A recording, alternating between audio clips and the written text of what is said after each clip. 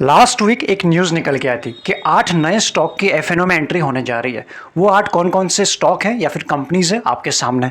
Abbott India, Crompton के बाद उसके बाद Dalmia Bharat, Delta Corp, the India Cement, JK Cement, Oberoi realty and processing system. ये 8 कंपनी जिनकी एंट्री एफएनओ सेगमेंट में होने जा रही है। इनमें हम ट्रेडिंग कब से करते हैं? अक्टूबर 1 से। यहाँ तक तो न्यूज़ आ चुकी थी। इनमें से ये जितने भी 8 नए शेयर हैं, हम इसके ऊपर बात करने वाले हैं डालमिया भारत के ऊपर इस वीडियो में। एक ऐसी कंपनी जो सीमेंट के सेक्टर में काम करती है, सीमेंट मैन्युफैक्चर, ये सारी चीज़ें कंपनी काम करती है, इसको समझता है। कंपनी कोई नई नहीं है। कंपनी जो फॉर्म हुई थी 2013 में हुई थी। एंड जो करंट में अगर बात करें, कंपनी के जो मैनेजिंग डायरेक्टर हैं श्री गौतम डालमिया जी हैं। एंड कंपनी का जो पूरा नाम है हम जानते हैं, डालमिया भारत लिमिटेड। इस कंपनी के जब Q1 के नंबर आए थे उनको समझते हैं, उसी के हिसाब से हम समझ लेंगे किस तरह से प्राइस एक्शन रह सकता है या फिर चल रहा है, जो अभी करंट का प्राइस एक्शन बना है वो नंबर के साथ मैच हो रहा है या फिर नहीं हो रहा है। नेट सेल की अगर हम बात करें, वाई बेसिस पे 31% की जंप हमें यहाँ पर दिखाई पड़ रही है, इसे आप अच्छा कह सकते हो। अगर हम बात करें उसका नेट प्रॉफिट के, उसमें भी वाई बेसिस पे 19+ की जंप हमें दिखाई पड़ रही है। एबिटा की बात करें उसमें ऑलमोस्ट 9% की जंप दिखाई पड़ रही है। और इन सब के बाद अगर हम ईपीएस के ऊपर फोकस करें, जो था 10.03 लास्ट जून में 2020 की बात कर रहे हैं, अभी वो हो चुका है 14। यानी यहाँ से हमें कुछ चीज़ें इंप्रूव होते हुए दिखाई पड़ रहे हैं। ओवरऑल नंबर अच्छे हैं। कितने नंबर अच्छे हैं या फिर कितने रिकवरी आई है, जब हम डेटा को देखेंगे डिटेल में तभी समझ में आएगा। इसके लिए हम चलते हैं इसके क्वार्टरली नंबर के ऊपर। सितंबर से लेकर जून तक का डेटा आपके सामने है और हम फोकस करते हैं दो चीज़ों के ऊपर। एक है जो हमारे लिए इंपॉर्टेंट है, इसका ऑपरेटिंग प्रॉफिट किसी भी कंपनी का सितंबर में था 703 CR। नेक्स्ट क्वार्टर में हल्की सी हमें डिप दिखाई पड़ी, उसके बाद चीज़ें वापस से इंप्रूव हो गई थी थर्ड क्वार्टर में 765। इस क्वार्टर में हमें डिप दिखाई पड़ रही है। ये रहा एक चीज़। उसके बाद अगर हम बात करें नेट प्रॉफिट के ऊपर, 232 था सितंबर में और ये आते आते अभी 227 के आसपास आ चुका है। बीच में कई ऊपर भी गया था। अगर हम देखेंगे लास्ट क्वार्टर की बात करें 627 तक गया था। उसके बाद आप यहाँ देख सकते हो, जब कोविड का इम्पैक्ट हुआ था, फर्स्ट वेव आई थी, कुछ रिलैक्सेशन मिला था। उसके बाद उस वक्त हमने देखा कुछ ऐसे स्टॉक्स हैं, सीमेंट स्टॉक ने बड़ा ही अच्छा काम किया था। जब पहले रूरल एरियाज़ खुलने शुरू हो गए तो वहाँ पे काम चलना शुरू हो गया था, तो वहाँ से हमने सीमेंट सेक्टर में बड़ी अच्छी तेज़ी देखी है। उसके बाद क्या, फिर सेकंड वेव आई, वहाँ से वापस से चीज़ें बंद हुई एंड उसके बाद ये नंबर्स के फॉर्म में भी हमें दिखाई पड़ रहा है। इसके बाद अगर हम फोकस करें इसके ईपीएस के ऊपर, ईपीएस जो है 12+ था सितंबर में और अभी ये 12.13 के आसपास। बीच में काफ़ी अच्छा हो चुका था, 33 पहुंच गया था, लेकिन एज ऑफ नाउ वापस वहीं आ चुका है जहां से शुरू हुआ था। ओवरऑल हम ये कह सकते हैं कंपनी ने नेगेटिव रिजल्ट पोस्ट नहीं किए, कंपनी ने वैसे डिसपॉइंटिंग नंबर पोस्ट नहीं किए। कंपनी ने जिस हिसाब से सिनेरियो था उसी हिसाब से इनलाइन पोस्ट किया, बस ये ज़रूर कह सकते हैं। बाकी ग्रोथ कैसी रही है, इसके जितने भी ग्रोथ के पैरामीटर हैं उनको समझने की कोशिश करें। सबसे पहला सेल्स ग्रोथ। इसमें आपको 5 साल का डेटा नहीं है, 3 साल में 13+ था, इसे आप अच्छा कह सकते थे, लेकिन 1 साल में हमें माइनस में दिखाई पड़ रहा है इसकी सेल्स ग्रोथ। वहीं अगर हम बात करें प्रॉफिट ग्रोथ की बात करें, 3 और 5 साल में एक अच्छे नंबर पे है, इसे आप अच्छा कह सकते हो। इसके बाद हम फोकस करते हैं इसके आरओई के ऊपर। अगेन आरओई काफ़ी पुअर दिखाई पड़ रहा है, इसका 1 और 4 के आसपास है, जिसे काफ़ी पुअर आप कह सकते हैं। नेक्स्ट अगर हम बात करें आरओसी के ऊपर, अगेन ये भी काफ़ी पुअर है, 1 और 2 के बीच में ही टहल रहा है, इसमें कोई भी पॉजिटिविटी बिल्कुल भी नहीं है। नेक्स्ट बात करें कंपनी के ऊपर, यही पॉजिटिव चीज़ है कि डेट फ्री कंपनी है, जीरो डेट है एंड कैश कितना है 130 CR के आसपास, जिसे आप अच्छा कह सकते हो कंपनी के पास कैश है। अगर हम बात करें कंपनी का जो नंबर निकल के आता है, जैसे सीमेंट सेक्टर में काम करती है, ऑल्दो हम जानते हैं डालमिया भारत एक लीडर बिल्कुल नहीं है, लीडर अल्ट्राटेक है, हम जानते हैं सीमेंट सेक्टर की। इसका जो नंबर आता है 5th नंबर पर आता है। ये सब के बाद अगर इसकी शेयर होल्डिंग पैटर्न को देखने की कोशिश करें, प्रमोटर के पास है 55+, ऑलमोस्ट 56 के आसपास प्रमोटर के पास है अभी, इससे आप अच्छी होल्डिंग कह सकते हैं। पब्लिक की बात करें 25+, एफआईएस की बात करें 13+, एंड डीआईएस की बात करें 5+। सभी की शेयर होल्डिंग पैटर्न आपके सामने है करंट की। अगर इस डेटा को प्रीवियस डेटा के साथ कंपेयर करें तो ठीक से समझ पाएंगे। सितंबर में जो प्रमोटर के पास थे 56+, अभी हैं ऑलमोस्ट रफली उसी के आसपास है, तो ज़्यादा उन्होंने बेचा नहीं है।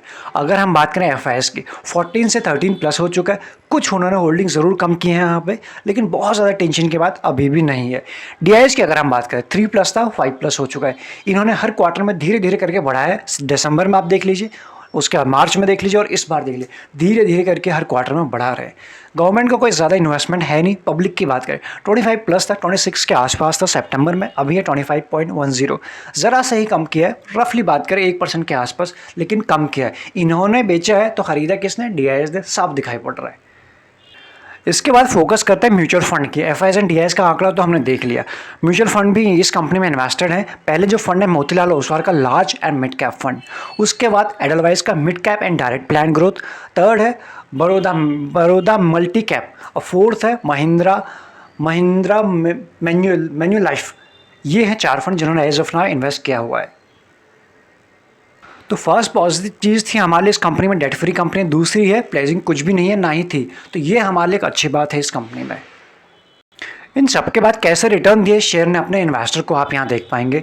कंपनी 2018 से लेकर अभी तक का जो रिटर्न है आपके सामने है।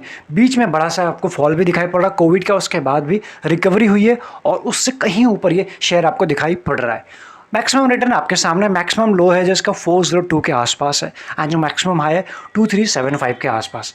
लास्ट ट्रेडिंग डे की बात करें, ये पॉजिटिव में बंद हुआ है 1.57%। क्यों डिस्कस करें शेयर को इस वीक में? क्योंकि नेक्स्ट वीक ये सभी इन्वेस्टर के रडार पे, ट्रेडर के रडार पे रहने वाला है, इसीलिए आप सभी के साथ पहले ही डिस्कस हो रहा है, सो दैट अभी से लेकर तब तक आप अपनी रिसर्च अच्छे से कर पाएँ। इन सब के बाद अगर एनालिस्ट की सुने, एज ऑफ नाउ 75% इसके ऊपर बुलिश है, बाई की रेटिंग दे रहे हैं। अगर होल्ड की बात करें 25 प्लस, सेल की रेटिंग कोई भी नहीं दे रहा है एज ऑफ नाउ। आपको अच्छे से अपनी रिसर्च करनी है, उसके बाद ही कोई फाइनल डिसीजन लेना है। लॉन्ग रन में हमने रिटर्न देख लिया। शॉर्ट रन की अगर बात करें 3 साल में 88%, टू ईयर की बात करें 147%, इट्स ग्रेट। 1 साल की बात करें ऑलमोस्ट 200% का रिटर्न, इट्स ग्रेट। 6 मंथ की बात करें 48, यहाँ पर भी अच्छा काम किया है। अगर हमारे लिए कहीं अपॉर्चुनिटी दिखाई पड़ रही है तो वो सिर्फ 1 मंथ में की बात, जहाँ ये सिर्फ 5% भागा हुआ है। ऑल्दो किसी भी पैरामीटर पे लाल निशान नहीं दिखाई पड़ रहा है, इसलिए इसने सभी पैरामीटर पे अच्छे रिटर्न दिए। अगर सिर्फ YTD की बात करें, अभी तक 1 जनवरी से लेकर आज तक की बात करें, इसने ऑलमोस्ट पैसा को दुगना कर दिया। आप यहाँ देख पाएंगे 106% के रिटर्न दिए कंपनी ने। इन सब के बाद, ऐसे रिटर्न देने के बाद वैल्यूएशन क्या बोल रहा है? इंडस्ट्री PE 42, ये हमें इसके PE कुछ और ही दिखा रहा है। अभी कितना सही है कितना गलत है ये तो कुछ और है, आपके सामने है। अगर वैसे देखा जाए तो स्टैंड लोन की बात अगर हम बात करें 32 के आसपास दिखाई दे रहा है।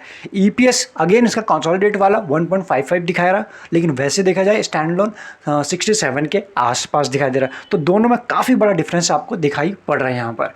उसके बाद अगर हम बात करें डिविडेंड यील्ड, इसकी 0 दिखाई पड़ रहा है, 0.06, काफ़ी कम, या फिर 0 बिल्कुल कम ही देती है डिविडेंड। और डिलीवरी की बात करें 64 प्लस हुई है आखिरी ट्रेडिंग डे में, जिसे आप अच्छा कह सकते हैं। इन सब के बाद इसके चार्ट के ऊपर फोकस करते हैं। चार्ट को शुरू करता हूँ वीकली से, तभी चीज़ों को ठीक से समझ पाएंगे। चार्ट को हम डिस्कस करें, अगर आप अभी तक ज्वाइन बटन का आपने उसको कंसिडर नहीं किया, आपको चैनल पर मिल जाएगा। एक्स्ट्रा लर्निंग के लिए काफ़ी सारी चीज़ें रियल टाइम बेसिस पे, प्लस बहुत सारी चीज़ें और भी हम उसको उसमें बताने की कोशिश करते रहते हैं मेम्बर्स को।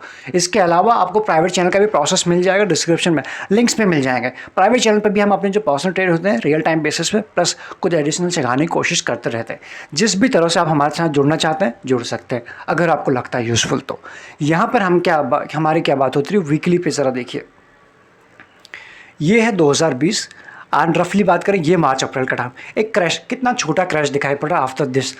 और कई सारे ऐसी कंपनीज है जो इस लेवल के आसपास अभी भी नहीं आई हैं, ये लेवल को टच ही नहीं किया। एक बार टच जरूर किया, लेकिन उसके बाद वापस से वहीं रेंग रही है। और इसको देखिए, ये इतना बड़ा क्रैश था, उसके सामने ये इतना बड़ा गेन आया, वो छोटा नजर आ रहा है। इसीलिए कह रहा हूँ ये कंपनी अभी भी प्राइम फोकस पे बनी हुई है।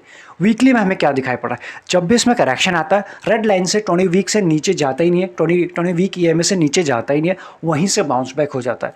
लास्ट 2 वीक की बात करें, 2 वीक पहले जब हमने मिड कैप में एक करेक्शन देखा था, यहाँ पे वो करेक्शन आपको भी दिखाई पड़ रहा है। उसके बाद आप यहाँ देख सकते हो धीरे धीरे इसने अगेन उसी ट्रेंड को फॉलो किया एंड 1 2 3 वीक से इसमें अप ट्रेंड बना हुआ है, जिस लेवल के आसपास आ चुका है, जिसकी हमारी बात हो रही है कि नेक्स्ट वीक ये ट्रेडर और इन्वेस्टर के फोकस पे रहने वाला है।